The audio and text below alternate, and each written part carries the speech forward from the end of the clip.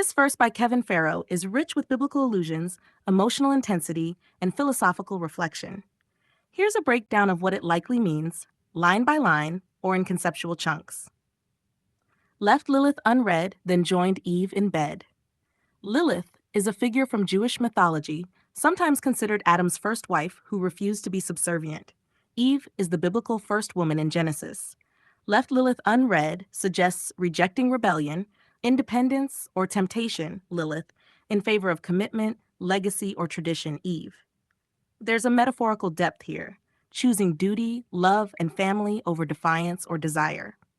The soreness from tending the soil is starting to spread, refers to Adam's curse after the fall, to toil and work the earth for survival. Genesis 3:17-19. The soreness is literal, physical labor, and metaphorical, the burden of responsibility. But I'm proud to show my sons that the sweat of your brow is how to keep the family fed. Pride in hard work and providing for family despite suffering. Sweat of your brow is a direct biblical reference, showing the speaker's embrace of labor and sacrifice as a virtue. What was given as a curse has put a crown on my head. A powerful reversal.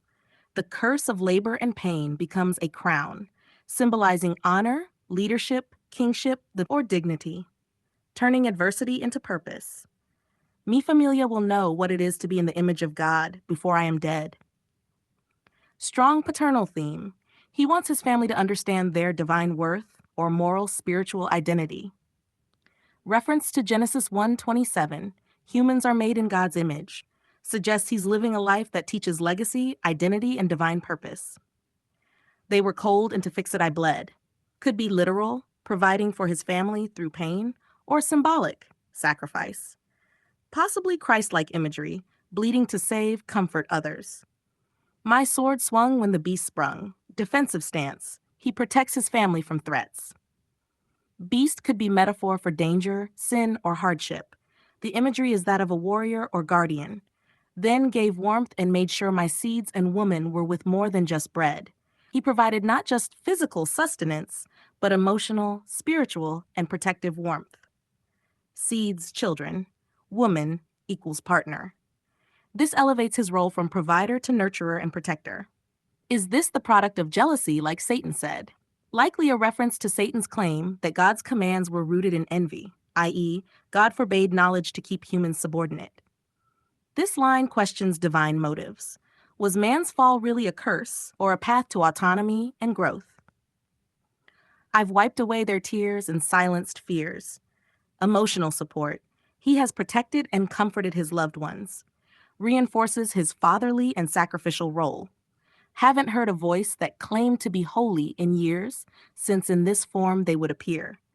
Suggests disillusionment with traditional religion or divine intervention, since in this form they would appear.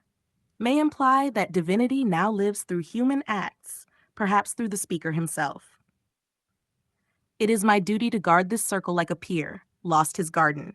Guard this circle implies protecting family, home, or legacy.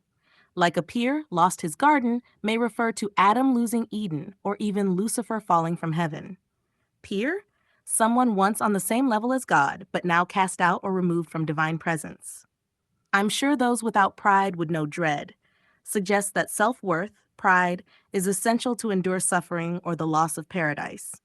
Perhaps a commentary on humility versus self-respect. But I gladly took the world and true knowledge instead. He has embraced the fall, seeing it as freedom rather than punishment. True knowledge implies wisdom, experience, and agency over blind obedience.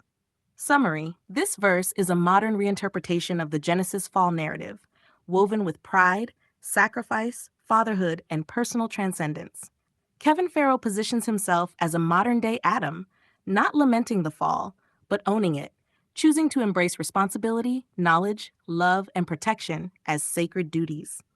What was once seen as a curse, labor, suffering, becomes a crown when done in the name of family and legacy. It's also critical of passive religiosity. He suggests divinity lives in action, not just in ancient scripture or holy voices. Let me know if you want this turned into an annotated lyric breakdown or visual symbolism.